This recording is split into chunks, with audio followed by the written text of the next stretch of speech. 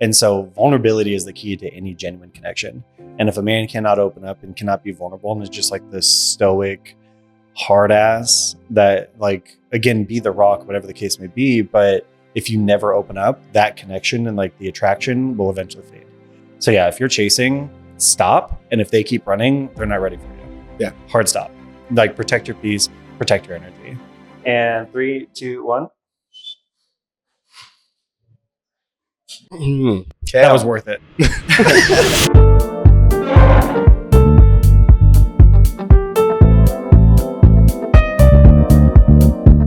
Kayle, how are we doing today? I'm so good. How are you? I'm doing well. Thanks for coming on our show. We got a little bit of a different backdrop here. We are in Billings, Montana. It is Easter. So you live in Bozeman. Thanks for driving out. I kind of just want to get right into it if you don't. Yeah, absolutely. Let's care. But okay. So first question, there seems to be a theme of dating these days. It's a lot harder than it used to be. That's what everybody says. What factors are you seeing that play into that? And how do we overcome being single forever? Yeah, no, absolutely. I think the biggest thing is like the false sense of abundance, right? Everybody has very easy access to not only people, but the validation that comes along with it. And people feel disincentivized to actually get in a relationship because they're constantly getting validation through whether it be social media, followers, everything like that. But even on the apps, somebody swipes right and just wants to go on a date with you. Like, a question I get a lot is like, why do guys just want to like talk to me and then they never actually plan the date? It's because they just want to know that they could. Yeah. Right. And that validation a lot of times is enough for them to just take and run with. It charges their battery, and then they just like never actually follow through with it. So I think the biggest thing is this false sense of abundance. Everybody thinks that there's so many people out there, but what people don't realize is that you're not trying to be somebody for everybody, right? You're trying to be somebody that you can live with, which a lot of people can't. And then also, like, the concept of all these fish in the sea doesn't mean that you want to catch them all. And that's like the biggest thing with dating profiles. They just cast very wide nets and they're like, I'm so bogged down. Like, all these people, none of them match what I want. It's like, have you put anything on your profile that like says what you actually want? Or do you just say that you like tacos? Like, no shit. Everybody likes tacos. Like, every guy with half a brain that thinks you're attractive is going to be like, yep, I'll swipe on that one. So if you put some boundaries, if you put some stuff on there in like a facetious way, you get a lot more quality matches. So false sense of abundance. Do you recommend like people getting on apps or I mean, 1,000%. Okay. Yeah. I understand why people don't. And I think it's the mentality and the energy that you actually put behind it. Because again, a lot of people are going on there for a quick fix and then it ends up not being that. Or it just takes so long filtering through all these people that they get unmotivated to do it. And it's like, you have to clock into work. Yeah. You're like, oh, guess I'll get on Hinge. Don't want to miss my person. And it's like the anxiety that's driving their desire to even be on there. And so, yeah, I think like the intentionality behind why you're on the apps matters, but it ultimately allows you to meet people that you never would have met otherwise. Right. Ever. And I think that's a really, really cool dynamic. People just use it incorrectly. Yeah. So. It's always like, there's always bad connotation towards the apps though. And yeah, I guess people do get on there and it is a dopamine hit every time, like this person liked me or responded to me. But the next step is actually like going out on the date. Yeah. And then I feel like maybe a little let down sometimes. That's why people don't like them, just because it's like, oh, this person is not like anything like I've built them up in my brain to be. So, well, that's, people spend a lot of or people spend way too much time on the apps as well. Yeah. Right. Like I made a video about this, like first date masterclass, 3 to 4 days. Like I will match with you. I will banter with you, assuming that you feel comfortable with it. I will offer my phone number. As a man, obviously, I want to make sure I'm respecting like the comfortability of the woman. So I'm offering my phone number. I was like, hey, we can keep talking here, but here's my number. Ideally, they text me. We actually move to off the app. We banter a little bit. I am just trying to banter. I get to know very little things about them. We're just trying to banter. I'm making sure that we match a vibe. And then 3 to 4 days later, we're going on a date.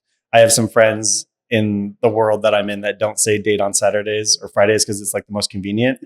You don't want it to be convenient, but Friday, Saturday, go on a date. Yeah. And at that point, you've invested 4 days. Yeah. And either it's a second date or it's a story. Yeah. Like I've heard from women, they're like, I don't give up my Friday and Saturdays. Like I'll go on a date because it's probably not going to work out. I'll go on a Monday or Tuesday or Wednesday, but I'm not like having my fun days for this guy. You know, I'm like, oh, it's an interesting thought process. That's a boundary set in like a negative assumption. Yeah. Though, right. Like you're setting boundaries, which totally applaud boundaries, but also you're assuming it's not going to go well, right? You're immediately projecting the energy of the last person that wasted your Friday onto every other guy that wants to take you out on a Friday. Yeah. And obviously, if you're bringing that energy into it, immediately it's going to have a negative connotation. Yeah. So if you're in that mindset, take a break from the abs. Yeah. Seriously, like just take a step back. Yeah. But people still do it because they're anxious. Yeah. And they're like, I don't want to miss my person. What if he's on there? What if I don't swipe and I could have met him? That's like the concept of soulmates that I just don't believe in. So. Yeah. Wow. Golly, dating is hard. Thank you for taking a brief break to hear from our sponsor. You know who our sponsor is today? It's Kayle. This is Kayle's episode. If you like what you see, say you watch all of it, you like what you see, head on over to the Dating Collective on TikTok, and a lot of more actionable advice from Kayle. But anyway, let's just get into it. People, there are emotionally intelligent and available men out there. And, maybe you just keep ending up with the guys that say, I'm just not ready yet. Or, I just got out of something. Or, I still want to take that year off of college to go back in through the Andes Mountains. And you're saying to yourself, man, you're 32. I think that's long gone. That ship has sailed. But it's not your fault. It's not your fault. You just might be stuck in a pattern, and that is okay. Our friend Kayle from the Dating Collective, which I just mentioned, created the Secure Love Blueprint to help smart women break those patterns and start attracting real grown man energy. I could use some grown man energy. Still waiting for my grown man pee-pee to come in. Use code TABLE15. That's TABLE15 for 15% off of when you book your free call with him. Yeah. And you know where the link is? It's in the description below. Okay, here's the next question, because obviously coach over here, like professional. So say a person you are pursuing has an avoidant attachment style. How do you work towards a healthier relationship with that? Right. Yeah. Most of the dynamics in avoidant attachment styles are anxious avoidant, right? Yeah. You run, I chase kind of thing. And what I always tell people, attachment styles aren't a death sentence, right? They're something that's very moldable and you can work on them. You have to have the intentionality to address the heart of that issue. So it's like, yeah, you can be avoidant, but as long as you're working towards security is what I care about the most. Mm-hmm. And if you're just like, I'm avoidant, I might try to run from you, you'll have to deal with it. Yeah. I'm good, right? Like that's like unhealed and there's no accountability. And so making it work with an avoidant, they have to be able to acknowledge that it's a problem, like understand why it's a problem, and then be trying to choose to do better. That's all I really care about. Yeah. And so, yeah, making it work, you can create safe spaces. You can understand like, hey, if milestones like our 6-month anniversary, birthdays, Christmas, meet my family, all these big milestones, they're going to feel suffocated and they're probably going to want to try to pull. So honestly, giving them a little bit of that ability to do so and just, I guess, having an understanding of that, that's great. But ultimately, it's not like you just have to live with it long term. Yeah. It's something that you can say, hey, this is where I'm at. I know where I'm here. Thanks for your patience. And I'm working on doing better. Okay. So yeah, a lot of people are like, this is set in stone. It's who I am. Yeah.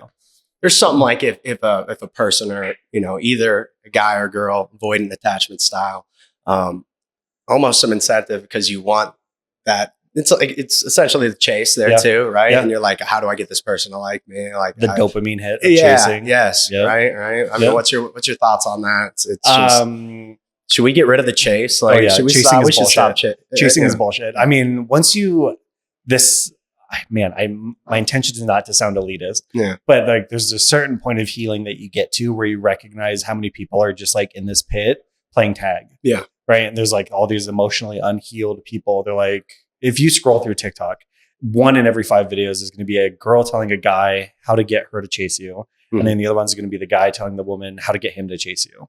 It's like, okay, if we're all just running from each other, when are we going to just grow up and accept the fact that we like you? Yeah. I want to be intentional with that energy and intentional with that time and stop chasing. Like, I'm not going to fight the science. Yes, there's the dopamine, but that doesn't mean it's how it should be. Yeah. So yeah, if you're chasing, stop. And if they keep running, they're not ready for you. Yeah. Hard stop. Yeah. Like protect your peace, protect your energy. Yeah. I feel like, these big cities nowadays, like the dating's so bad, it's terrible. The guys, but I feel like, and I've said this before on a podcast, it's like maybe 2 or 5% of these guys that, good looking dudes come off really good, or, in person, love the chase, love bombing, just give a bad rap for everything, and like, who they are in town. And it's, I don't know. Do you see that out there? It's just, it definitely happens. But what a lot of people run into is that they internalize somebody else's inadequacy. And so like you get to a good point of healing and dating and you're like, hey, I'm ready to start dating, especially women. Like, I'm ready to start dating. You go out and you happen to meet a guy that's just ends up being a jerk or like leading you on or something. And you're like, maybe I'm not ready. It's like, but do you trust where you're at? Do you trust the process and the pain and the healing and everything that you've been through? And then why are you allowing this guy to dictate whether or not you're ready? Like, just because he's a piece of shit doesn't mean that you're all of a sudden not ready to date and that all the healing didn't happen.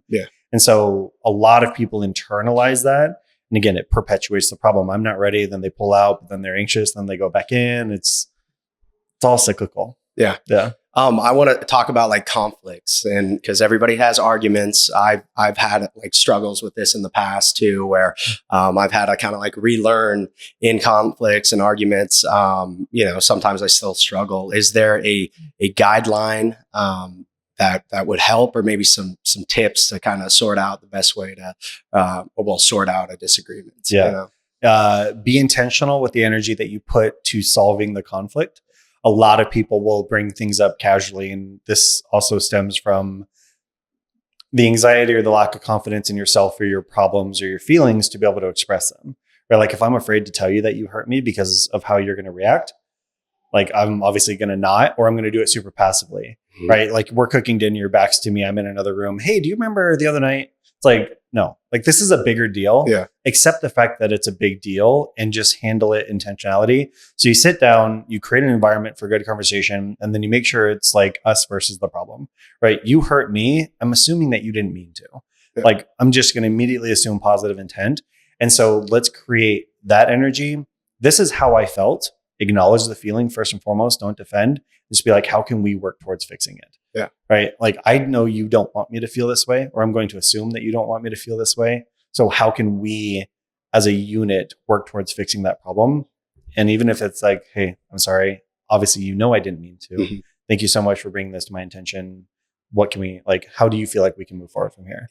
So what about like somebody that loves to hash it out right then and there, and somebody that's like, I need a day and a half to cool off, and I'm like, well, I don't want to be day and a half is a lot. Day or a day or the next morning or something like that. Like, I need to figure this out now. Putting a pin in it is a very, very valuable thing, and the ability to look at somebody and acknowledge that this is no longer productive. Right now, we're like just trying to hurt each other. What are we even arguing about? It's like, okay, we need to refocus, and again, let's be intentional with our time. Like, let's put a pin in it. I was like the never go to bed angry. And I've dated a couple women in my past that would like literally slam the door and walk out. And that obviously I knew was never necessarily healthy, but that's also, in my hindsight, I kept pushing because I always prided myself in being the grounded one. And it would almost make them more upset that I would never yell. And I'm like, can we fix this? Like, let's talk about this. But then I also learned a lot of times I just thought I was right. And I think that's what they were sensing. I was like, I'm trying to get you to understand my point. I stopped trying to understand theirs. And so those are the ones that really escalated. And then they left. And I don't know. I always prided myself in being the guy that never had triggers. And then I dated this girl and she's like, I can't talk about this anymore. I'm going to leave. And it was very healthy. And she walked out and she closed the door and I just broke down crying on the floor. And then she come back. She's like, what's wrong? I was like, apparently I have triggers. I didn't know this. But we talked about it. And that relationship taught me a lot about saying, this is no longer productive. Like, let's put a pin. And then it's like the foundation of trust. I trust that we want to get through this. What if you are always right though? And they're always wrong. It's a difficult thing. No, I make this joke with my girlfriend a lot, and she probably shouldn't play into it as much as she does. But I'm like, I don't know. Like the women that I date, I need somebody that's very independent, has a strong personality, because I spend a lot of my time being told that I'm right. And that's, I only say that because I've been wrong so many times, and I'm very open to still being wrong. But like on my lives and the coaching, obviously people are coming to me for the questions. And so I get a lot of like oh, that's so good. That's so right. And sometimes at the end of the day, I just like look at her and I was like, hey, I love you. Can you just tell me I suck? She's like, you're an idiot. I'm like, thanks so much. Yeah. Like, let's just keep my ego in check. Yeah, no, I got Isaac to help me with that. Yeah, there you go.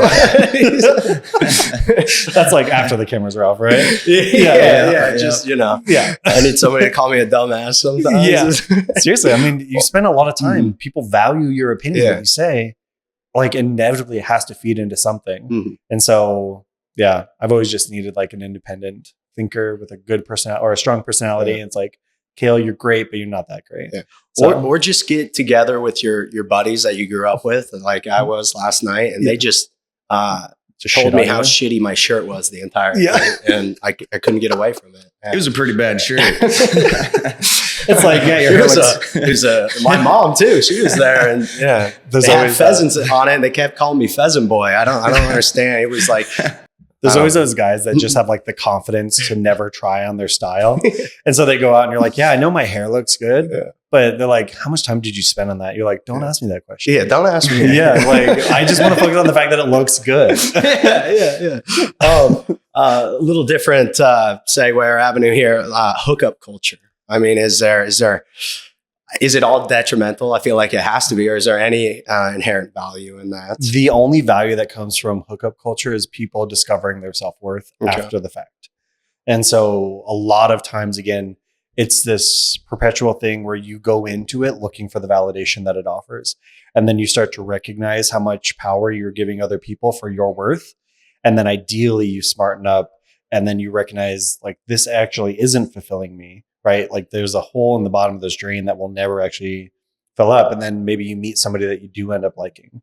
And then they're sitting there and they're trying to feed you what you need. And again, fill up this tub. And then you're like, why isn't this working? I never actually feel better. I constantly need reassurance. I constantly need validation. This guy's told me he loves me. He's there for me. He's done all the right things. It's never enough. And it's like, why? And it's like, well, it's because you've been trained or like you've been taught that like all of that worth and all of that value comes externally. Yeah. And so the best thing that comes from hookup culture is you finding your self-respect. Okay. So if that's a phase in your life that you're in, that's fine. Totally fine. Like no judgment there, but also it's never going to lead to the outcome that you think it's going to. So can that be like a detriment? If you were that person before and you met somebody that never was into that, can that people butt heads on that or hold like resentment? Somebody that was in the hookup culture? Yeah, that, maybe that was their identity and then found either a guy or girl that was, super against that or just never had to outsource that validation from other people. And then that's something that gets brought up later on. Insecurities or something. Yeah, like that. Definitely in like the form of the insecurities and the validation. I work with a lot of women in my program that have like this exact thing where they start meeting these secure men and they feel boring. Yeah. And so, or you start meeting somebody that is telling you all these things. They're like, well, this feels, I guess it just feels boring and I need to look for more. And so they'll start picking fights or they'll start like working at like, I need some toxicity here. Yeah. They're like, I need something. This is too healthy. Yeah. It's that cycle of like your nervous system is regulated to crave anxiety and like the dopamine that comes from even like their perception of, I only know that they care if they fight with me. And so like, I'll bring up an argument. If you're yelling at me, that means that you love me enough to yell at me. And it's obviously it's not the way that nice it should and twisted. be. Yeah. It's not the way that it should be, but a lot of people don't recognize like these things. And so when you get into these relationships and the dynamic is somebody that has never really been there versus somebody that has, it's going to feel boring or you're going to constantly try to create problems.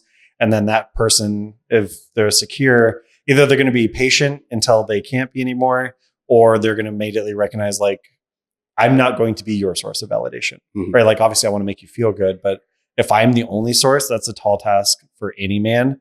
And then they're just gonna be like, that's not me. Like even me, like I want a self-assured, independent woman that knows her shit. And like the concept of like needing people, I don't think that's healthy. Yeah. Like men can operate better with a woman that will be okay if they have a bad day. Yeah. Right. Like men need to be able to have bad days. And that's not like a woe is me. But if the entire relationship is hinging on me being at the top of my game every single day, I'm going to fail you. Like, Yeah. I am a human being. I will fail you. I promise you I will let you down in this relationship. Yeah. And I just need to know that you're going to be okay when I do. Yeah. So- We just had a guest on, and he was saying, like, I don't open up to women because then I look weak in front of them, and I've had that happen to me in the past, and I think he got burned from it. Yeah. And so, I mean, what are your thoughts on that? Don't tailor yourself to the women that you would never want to be with. Right. Again, I'm not saying that doesn't happen. I'm saying you don't want to be with them anyway. So don't adjust for the unhealthy ones. And so vulnerability is the key to any genuine connection. And if a man cannot open up and cannot be vulnerable and is just like this stoic, hard ass that, like, again, be the rock, whatever the case may be. But if you never open up, that connection and like the attraction will eventually fade. A lot of women, and what I work with women with, and luckily I'm seeing this movement of women wake up to emotionally intelligent men and the value of vulnerability. Because again, there's like that alpha male, like never have anything wrong, just make money, be more fit, do all this. And it's like, you're expecting yourself never to be human. Yeah.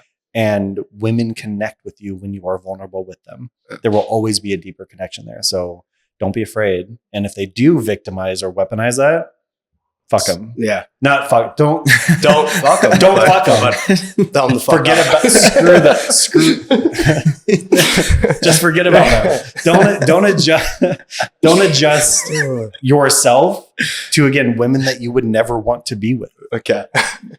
Sorry. Yeah. When's the last time you cried in front of a woman, Isaac?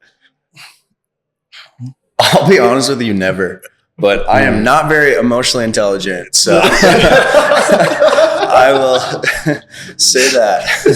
Oh, Isaac prides himself on never crying. Yeah. When's the last time you cried in front of Just a woman? in the bathroom before this. I'm just kidding. That's great. Oh wait, in front of a woman? Yeah, in front of a woman. Yeah. Oh man. I don't know. Probably maybe a month ago. Yeah, there you go. I mean, it's a good Loser. thing. It's a good thing. Again, women need to know that they're dating a human being and that you have the ability to connect with you. Because even like the concept of love is a very deep thing and it constantly grows. I'm getting like really, but the concept of love, it's like a very deep emotional thing, and your understanding of love develops as you connect with somebody, right? Like the love you share with this person will never look like the love you shared with that person, because you're changing 50% of the equation. Mm-hmm. But your understanding of it and how to love somebody in a healthy way, which is usually a reflection of your ability to like love yourself too, right? Yeah. You can't give what you don't have. And if you think you're a piece of shit, do you really think that you're going to be able to like be authentic or love somebody else? Yeah. Like it starts with like the internal core thing. So if you can't love yourself, it's going to feel very, very difficult to love somebody else. That's a really cliche thing, but I will die on that hill. There you go. That's So- cliche for a reason. Yeah. I guess. Yeah, it works. it's one of the good ones. Yeah. It's one of the good ones. Piece of dating advice you hear over and over again that's actually bad advice. Piece of dating advice that you hear over and over again. If you just love them enough, if you just keep loving them and give them more time, and the concept of love conquers all is something that took me a very long time, especially as I lean anxious. My idea was like this knight in shining armor. And if I just keep loving them and giving them all my time, these are things that I thought were infinite, right? I have all the time in the world and I have all the love in the world. And so if I just love them enough, that kept me in a 5-year relationship where we broke up and got back together like 5 or 6 times. It was horrendous. It was an absolutely toxic relationship. But the only thing that stuck me there was my pride, because I didn't want to have invested 5 years and not have it turn out to something. And then the concept that love conquers all. Oh, if I just love her, she'll stop doing this or she'll stop doing that. And especially as a lot of the women that I work with, it's this concept like you think that you're the exception, right? And you're telling yourself, oh, I have infinite love and I have all the time in the world. But the resources you're using and the currency you're using is not those things. It's your self-respect. And a lot of times people reach out to me, and the people that I work with are recognizing that the cup of self-respect is getting empty.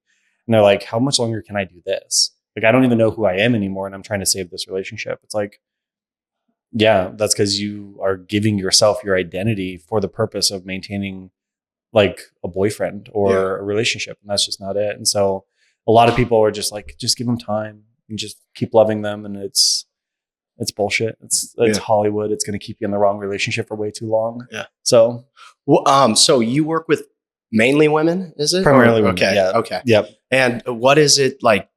What do you hear over and over again? Come to you like one of the biggest problems out there right now, Yeah. generationally for us, The women. It's the cycle of like the anxious avoidant attachment, Okay. or the vice versa. The women that are like really, really hesitant to let anybody in, but when they do, it's all holds off, and then you give this guy complete authority over your heart. Or the vice versa, where they're very, very anxious, and this guy is like, oh, he really likes me, and then he pulled away, and now I'm like, I'm heartbroken over a guy that's like a couple weeks. It's like, again, the heart of the issue is the self-worth, the self-value there, and like what you put into the relationship. And so, yeah, primarily with women, it's like that anxious avoidant. I really, really want a relationship. This guy really, really likes me. He pulled away. Now I'm going to chase. Now I'm going to just keep going and going. Or the vice versa, where it's like, all men suck. I'm never going to date again. And then they are really, really hesitant to do all this stuff, and the energy there. And then when they finally do admit the fact that they like the guy, all their boundaries go with it. They're just like, and all their self-respect. They're like, my identity is you now. It's like, okay.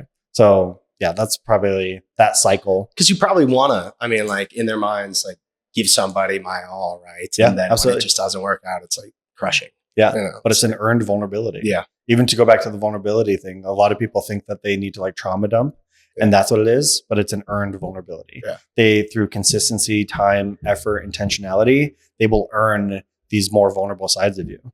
Like, oh, I had this bad relationship. First date, yeah, I had a couple shitty exes.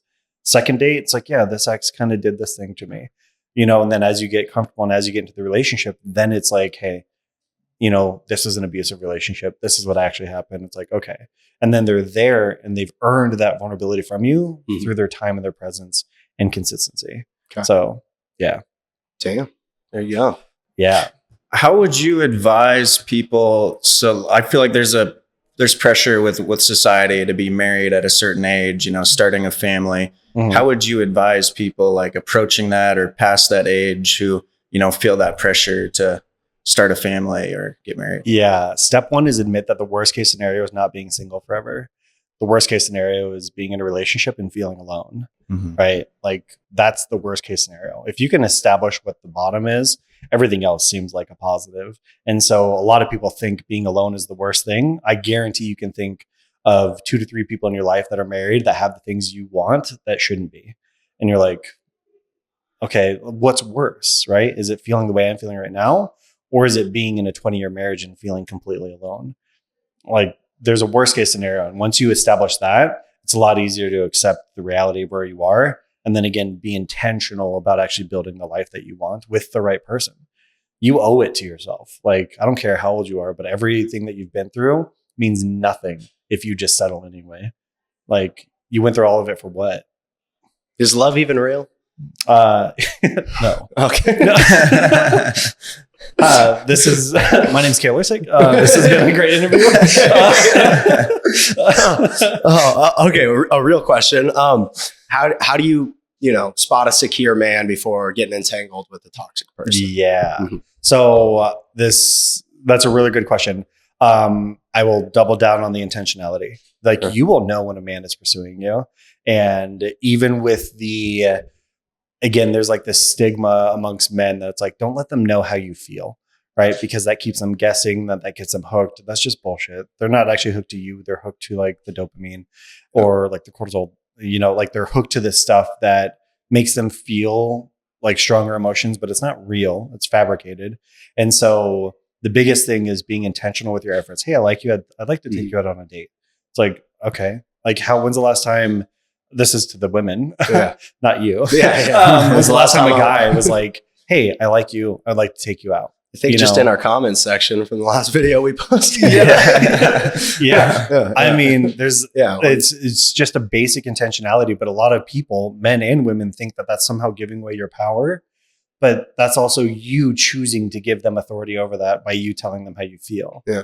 Right. What if they think like this is just another love bomber, and they can't tell the difference from a guy that's, actually likes you and is intentional, or is this guy just playing me? That's where what I do in my program is addressing that issue specifically, because your interpretation of what love is or what it should feel like is clearly wired in a way that isn't serving you.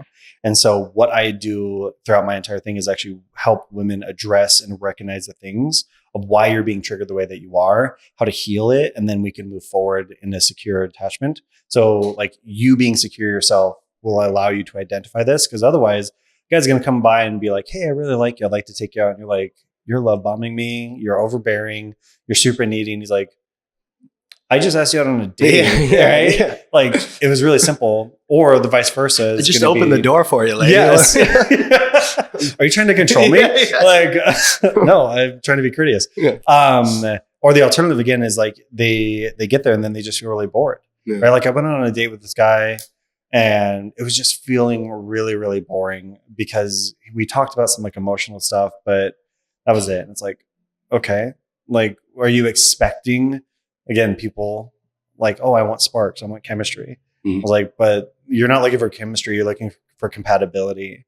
And like the sparks most of the time, or the chemistry that you're looking for is going to burn off your eyebrows, right? Like that's not a healthy chemistry. That's not a healthy compatibility or growth trajectory of the relationship. So. So your brand, the Dating Collective, right? Yeah. Could you just tell us a little bit, like maybe how you started it? Yeah. Dating Collective I've been doing for a couple of years.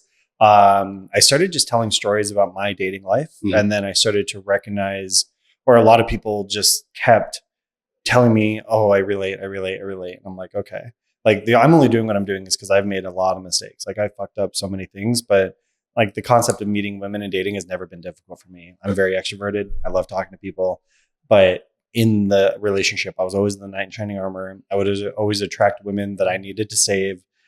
I was just like this big pattern of this. And so a lot of TDC helped me share, process this. And then a lot of people are like, hey, do you offer one-on-ones? I'm like, why would I do that? And they're like, you should. I'm like, okay. And so started opening up into that. And then things kind of just took off. And then the biggest thing for me, like 90% of my followers are women. And I'm recognizing how many people and how many like beautiful, successful women I work with and talk to that are repeating these same cycles and they don't understand why. Hey, I'm attracting men that are emotionally unavailable. Why do I keep doing that? I'm like, I can recognize this and I can help with this. And that's the pattern that I try to break down. And so TDC started on a whim, just sharing some dating stories and a lot of experience, for better or for worse. Ideally, my mistakes are your lessons. And then I started to really dive into what people need the most from what I offer. And most of it was women, again, in the cycle of emotionally unavailable, just toxic men. And they keep chasing the validation. They keep chasing that. They're putting all their time and self-worth into this man's opinion of them. And then, things grow.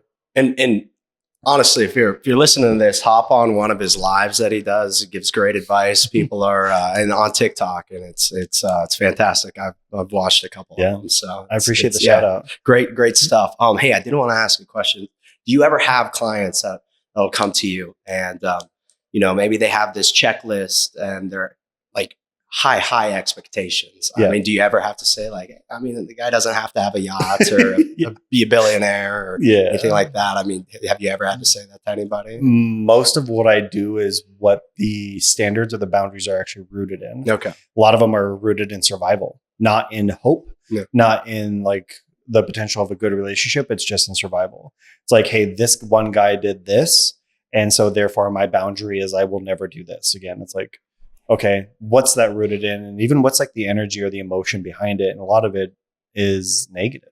And so I'm all for empowering boundaries. And I don't necessarily believe in like too high of standards unless they're, on one of my lives the other day, this guy came in. This was hilarious. This guy came in. He's like, hey, I was kind of talking to this girl for a little while. She's in track. He was a college kid. She's in track and she invited me to her track meet. And I went to her track meet and she got dead last. And I was like, I think this guy was definitely a troll to a certain extent, but I always try to lead with like answering this stuff seriously. Yeah. And he's like, and I just left, and I was like, I didn't know what to do. And he's like, I don't know if I can date somebody that's that slow. And I was like, so you're saying? He's like, I need to know that I have the potential of having like the next Usain Bolt. And I'm like, again, I'm 99% sure this guy was a troll, but I'm like, I'm going to squeeze some value out of this and I'm going to give you a real answer. He's like, how do you think I can attract women that only do this? I was like, go up. Hi, my name is Steve. What's your 100-meter dash time? Oh, it's slower than this? Have a good night. Yeah. And he's like, that seems really harsh. I was like, yeah, you're giving unrealistic standards. Yeah. And if you don't want to ever like risk dating somebody that won't meet those standards, this is the only way you're going to accomplish that. Hi, my name's Steve. Do you want to race? It's like, bro, I just fucking met you. And like, no, we need the race. Otherwise, I'm not going on another date with you. Yeah. It's like, so yeah, it was a troll, but the unrealistic standards, I do get those sometimes. But my thing that I address is, what are they rooted in? Are they rooted in fear? Are they rooted in survival mode? Are they rooted in hope and like the potential of the relationship that you actually want that's fulfilling? Yeah. And so, yeah, some people definitely do, but generally ask that question, they're like, oh, okay. Like, why do you need that? Yeah. It's like, oh, well, my last guy. Okay. So you're still giving that guy power over your future. Yeah. They're like, oh, I didn't realize I was giving that power. I'm like, yeah, again, I'm not even going to shame the boundary. Like, let's just figure out what it's rooted in. Yeah. So, I mean, do you feel like, like you have to present or be up to a certain standard to attract that standard that you're looking for? I think a lot of ways you attract what you're ready for. Okay. And I think that you attract people that are going to confirm your subconscious bias. So if you're in an environment where you think that all men are shit or all men leave, subconsciously you're looking for confirmation. And so you're going to attract the men that you feel safe with because you know that they're always going to just walk away. Yeah. And then when that happens, some part of you feels good. You're like, I told you so. I knew it. Yeah. And so you attract what you're ready for in so many ways. I feel like we have a couple friends, not to name any, but like just have a terrible outlook on dating. And they're like, everybody's shit. All men are shit. All women are shit. I'm like, well, if you think that way, like throughout the day, it's probably what's going to come to you, right? And absolutely. It's yeah. Even like if we have a terrible guy guest on or something like that, like this person's terrible. I'm like, yeah, but the energy, but yeah, the energy that you put into it says everything. Like if you're going to a bar, like, or if you're going to a club just for the sake of like meeting men, but you hate going to clubs, do you really think that your energy is going to be anywhere near approachable in that situation? Because ultimately, and the only one that it is going to be is to the guys that lack the emotional intelligence to recognize that you're having a shitty time and they think that they're your solution. That's where you attract like these ego-driven douchebags. And so there's so much that about like the energy and the intentionality that you're putting in the dating. And I say specifically intentionality, not desperation, because a lot of people can't articulate what they're actually looking for. And they think that even if they take the time to like write it down, oh, that's desperate. What's desperate about knowing what you want? Yeah. Like if you can't articulate it to yourself and you're expecting other people to define that, you're going to keep finding things that don't align. Yeah. So we do blind dates. And so like we, had a submission form and a bunch of people went on there, and I just kept like seeing there was a bunch of women on there. Like one of the number one thing that came up was like politics on there. Like if you assign me with this person, like I just don't remember it ever being that bad. Maybe it's just like the world today, but do you see a lot of that too? Or like, what's the advice on that? I mean, should people just kind of meet in the middle more or try? Or like, I feel like that's the hope, right? But I mean, is that like a huge thing for you nowadays? I mean, as we all know, politics have become polarizing, and a lot of people are associating politics with morals. Yeah. And so they're like, hey, it's not like a means to an end. If you voted this way, you clearly don't. They assume you don't give a shit about any of these other things. Yeah. And so a lot of people tie it to the morality. And if that's the case, then you're probably not going to like align anyway. You don't want to be with that person. Myself, I'm pretty moderate, and I like to think I can see the both sides on everything. And the only time I wouldn't date somebody is if they were like 100%. I can't even have a conversation about this or hear your opinion. Yeah. And I'm like, I want to learn, right? I crave knowledge, and even if I'm wrong, I crave being wrong. Yeah. That's why I put my opinions on the internet. Yeah. Because I want to be wrong. I want to be educated. I want to learn and grow.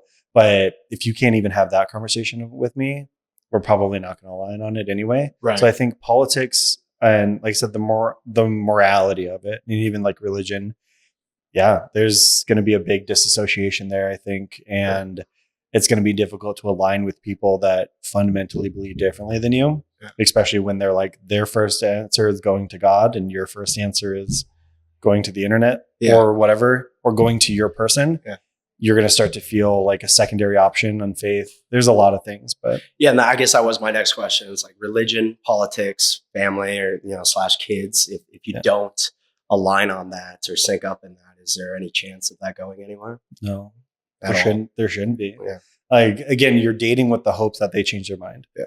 I doubt you're going to be dating that person saying, I'm willing to change mine. Yeah. Right. You're going to date and say, I hope eventually once they see me and love me, they'll want to have kids with me.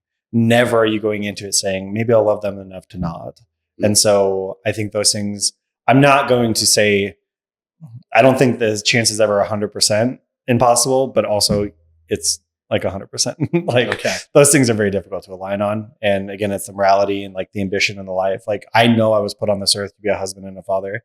And if you didn't want kids, I would never consider a relationship. Yeah. Even if it's like the first date, tell me on the first date or put it on your Hinge profile. I just won't match with you. And that's how much like that absolutely means to me. But a lot of people also don't know who they are. Yeah. They're not authentic. And so they're very open to interpretation because they're waiting for other people to tell them what they want. Yeah. So what about the emotional roller coaster that is a breakup? Yeah. Any wisdom around that to make it hurt less? No. Okay. No. I've all right. Sorry, guys. That's it. Next question. I've been through my fair share of breakups, and definitely my fair share. And there's no perfect system on it. The only thing that you can do is give yourself grace and like the patience to process the things that you need to process and understand when you're being stuck. And I think the being stuck, especially for me, the overthinking, right? If I had just done this, if I had just said this, what about this? What about this? It feels like you're being productive, but or like you're grabbing the little bit of control that you have, especially if you're the one that got broken up with, and it's keeping you stuck, right? You think that you can control these things by overthinking them, and you just recognize you're spinning your wheels, which is twice as frustrating, is just allowing the emotion to come, and you can have it and objectively think about it in your brain and say, what purpose is this serving? Oh, this is giving me the feeling of control because I was lacking it. This feels good, but ultimately, is this helping me? No, right? Pull on the thread a little bit and see where the actual core is or what it leads to. And then if it's not for you, release it. I'm not saying that you're going to do anything to make the pain just not be there, but there is definitely a certain semblance of control that you can get to whether or not it's serving you or even whose voice it is. A lot of those things that are telling you like, you deserve this or you don't deserve to be happy. A lot of times it's like a previous ex, maybe like an abusive relationship. And that voice is not even your voice because you would never talk to your friends that way. Why would you talk to yourself that way? Mm-hmm. And so a lot of times people don't recognize like these things aren't even from them. It's just something that you're internalizing from an external factor. Okay. So let that flow. Okay. What about a person that, they say like practice makes perfect. So go on dates, you'll get better at them. Like that's just anxious around the opposite sex. And like, it's hard for them to even get off the starting blocks. Like any advice there? The anxious people, again, most of what I focus on is like the core issue. Mm-hmm. It's not like the superficial, like, yes, there is some semblance of practice makes perfect. And like, it's a muscle memory, but the only reason that you're afraid to do it is because you care more about other people's opinion of you than you care about the opinion you hold of yourself. And you idolize or you like put their opinion on a pedestal. And that's why it means more because you can know that you're great until somebody says you're not. And then you're like, maybe am I? It's like, okay, well, do you actually believe that you're great? And so like the heart of the issue is that you think like you care more about other people's opinions than you care about the opinion you have of yourself. So like, let's take some time to figure out all of the things that are great about you. Again, this sounds like really cheesy, but all of the things that were great about you in that relationship are still great about you outside of that relationship. So like if you're going through a breakup and you're like, what's my worth? What am I? It's like, you just told me you did this really well. You did this really well. I was like, do you think you're just not that person just because you're not in a relationship? So the heart of the issue is like, you don't think you have any value. And so when you go out there, rejection hits hard. Yeah. But rejection is in your power. 1,000%. You have control over rejection based on how much you care about their opinion. And if you choose not to, because you know who you are, and you're authentic to yourself, who the fuck cares? Yeah. I know that's easier said than done. I know that's easier said than done, Yeah. but What so you said you've been on a lot of dates, maybe that didn't work out too. I mean, you have this experience to talk about it. Can you give us, whether it's you that has gone through it, or like maybe even you've heard something on a live of like the worst or most chaotic date that you've ever heard, or that you've done yourself, oh my God, been involved in? people ask for story times on my Yeah, lives a lot, and I'm like, I have a lot to pull from. Yeah. Yeah. So you want like a bad date story or like a chaotic? Yeah, date maybe story? something that just like hurts my ears when you say it. Oh my God. Or just something interesting that's like, I matched with this girl on Hinge. This was a while ago, and we went out, and she was somebody that had multiple homes, and she like spent half her time here, half her time in South Carolina. It was like her entire personality. And we got on the date, and we ended up talking about this stuff. And again, there's a difference between being vulnerable and like trauma dumping. And she just went off on like, oh, her mom's a narcissist or not. And I'm not saying anything that isn't real, or like it's not a valid reason to be upset. But immediately as we sat down, everything just like unloaded. I was just sitting there. I was like, okay. And I just like kept listening. I was courteous. I tried to do everything. I was in a phase of my life where I was willing to entertain more. Your tolerance for bullshit goes up substantially when you are desperate for the validation or the attention. And so my tolerance at that point in my life was somewhat high. So we ended up like relocating. We went to another bar, and I knew it wasn't going to go anywhere. Yeah. I didn't know what was happening. We ended up like planning a ski trip that night after a couple of drinks. It was just, I don't know. It was like a really, really bad night, really bad experience. And then it all topped off with like, she started to get jealous because I was talking to the owner of the bar because I wanted to like host some events there. And she started getting notably jealous. And she's like, are you just talking to her because this is my place? And like, you want to make it your place? Or like, you want her to think that you're cooler than me? And I'm like, I have like a business, Yeah. right? And like, this would be a cool location for that. And then she started talking to the bar or to the owner, and she's like, can you stop talking to him, please? And I was like, what is going on right now? Yeah. And like the insecurities and everything was just over the top. And then all that to say, I walked her out to her car, and then like she leaned in to kiss me, and the worst kiss I've ever had in my entire life. Just to top it off. Yeah. On TikTok, a lot of my followers, we know her as Dagger Tongue. Okay. Yeah. No, it was like a straight point, and she just like was trying to like. It was a bad experience. Sounds hot. Yeah, and I was like, I walked away from that, and as soon as we turned around, I just started laughing, and I was like, I'm never talking to this person again in my life. Mm-hmm. And luckily, like she never texted me the next day either. I think that she woke up and she knew. I was like, we're good. We never need to talk again. Do you have like an unpopular opinion about dating that goes against the norms? An unpopular opinion about dating. I would say, I think vulnerability is probably one of the big ones. Like a lot of people tell people don't open up, right? Yeah. Just keep it light, keep it casual. I think vulnerability, or even showing the capacity for vulnerability, I think is really important early on. Because again, I think that's what ultimately leads to really, really deep, genuine connections. And if you can't do that, the date for me immediately is just done. Okay. And so if I don't sense any of the opening up, I'm just like, I crave that connection. Yeah. So, and we talked a little bit before, you have a girlfriend. And obviously you run this,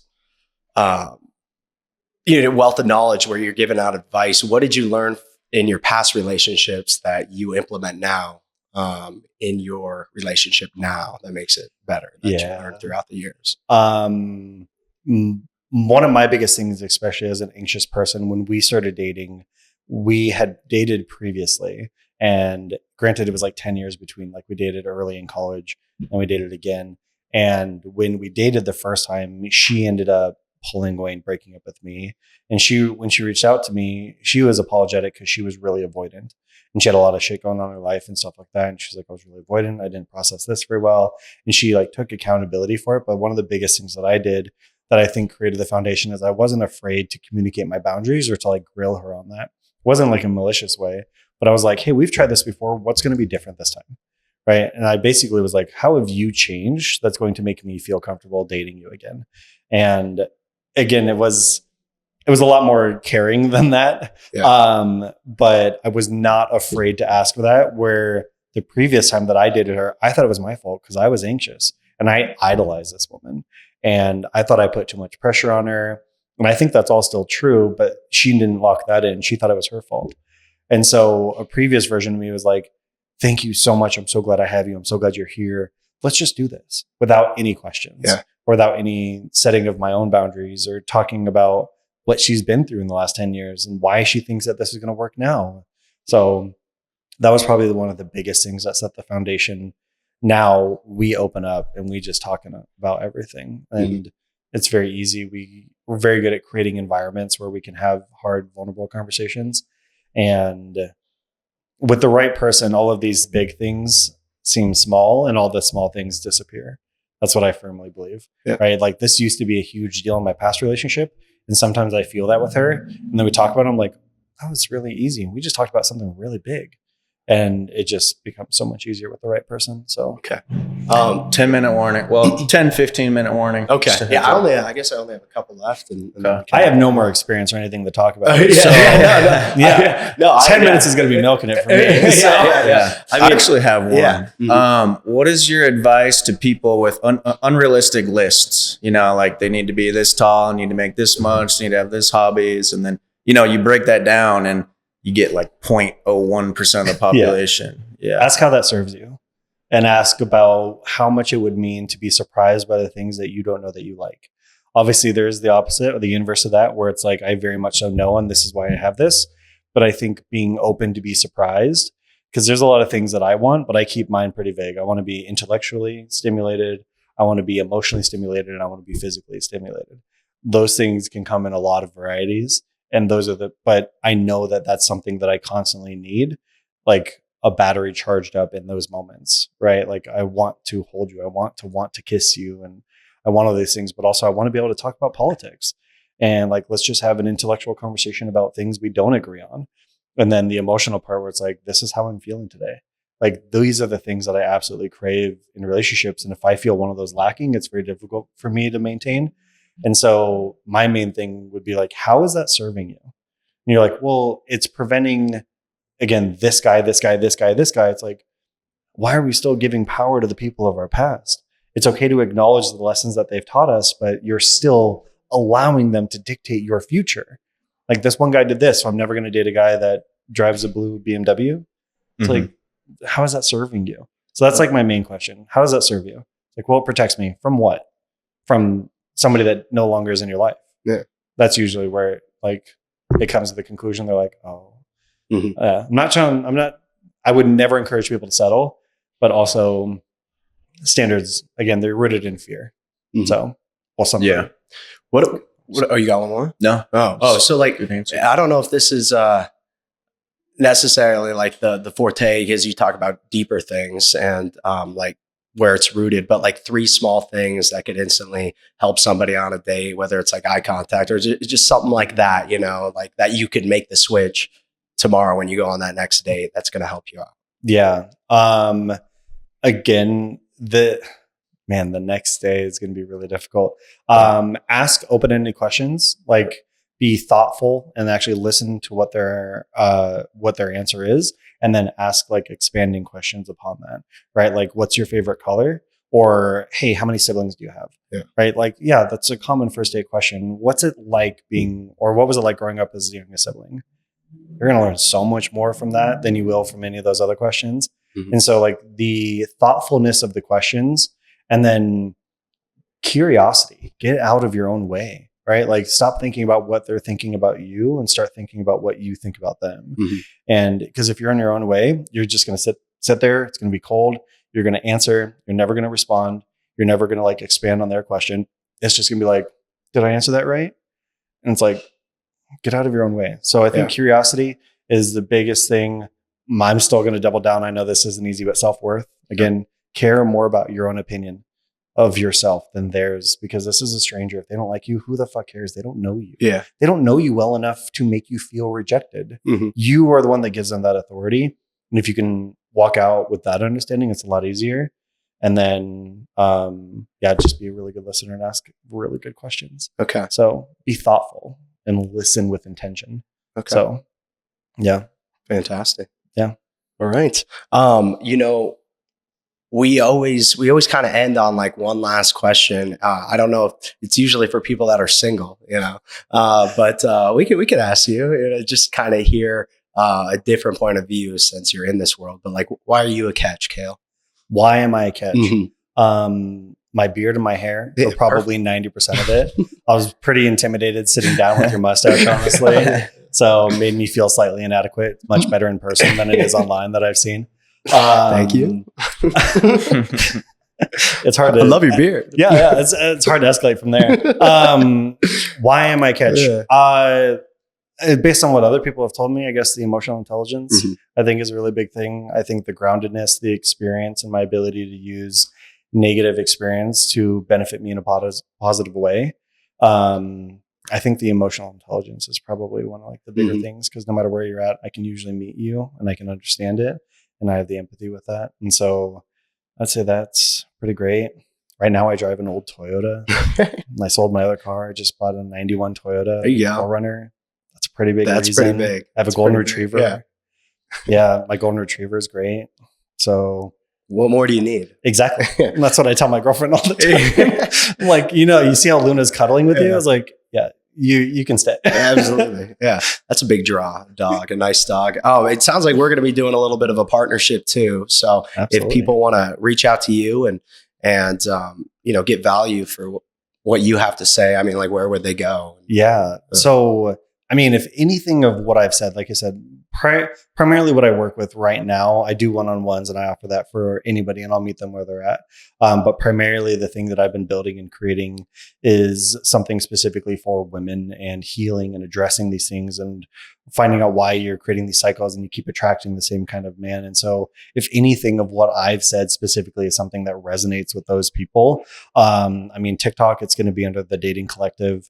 Instagram, KLTDC, under this video. Obviously, we're going to have a discount code for those people to be able to work for me as well. The code's table15, and that will have a link in there as well. So you can schedule that call with me. I want to make sure that we're the right fit. I'm not somebody that's just going to say, give me your money. I don't know if I can help you or anything like that. So I want to make sure that we're the right fit. And so if this is something that has ever resonated with where you're at and you feel like you're stuck in this cycle, I would absolutely love to work. And there's going to be a link under this so you can schedule that call with me. Absolutely. Yes. Here we go. Yeah. Yep. Yeah. Thank you to Kayle. Thanks for sponsoring this episode and for coming and meeting us. Got a sponsor, guys. Yeah, the new sponsor. First sponsor. I saw the video you guys posted with the sponsor. I was like, I feel like I can be there. Yeah, absolutely. So you'll be seeing a lot it. more of Kayle, and we'll be talking about him and what he has to, give to you and for advice. And you know what? You don't have to be single forever. That's you are not broken. You are not broken. Whatever you think, it's not impossible. You're not broken. There's a cycle. There's been something that has been wired in you that is creating these patterns. And until we address that, it's going to feel like you're stuck in this wheel. And I promise I'm here to help. So absolutely, you're not broken. Well, thank you so much for coming on, man. We appreciate it. Absolutely. Seriously. Yeah. Bless. Thank you so much. Thanks so much. It's great. Thanks.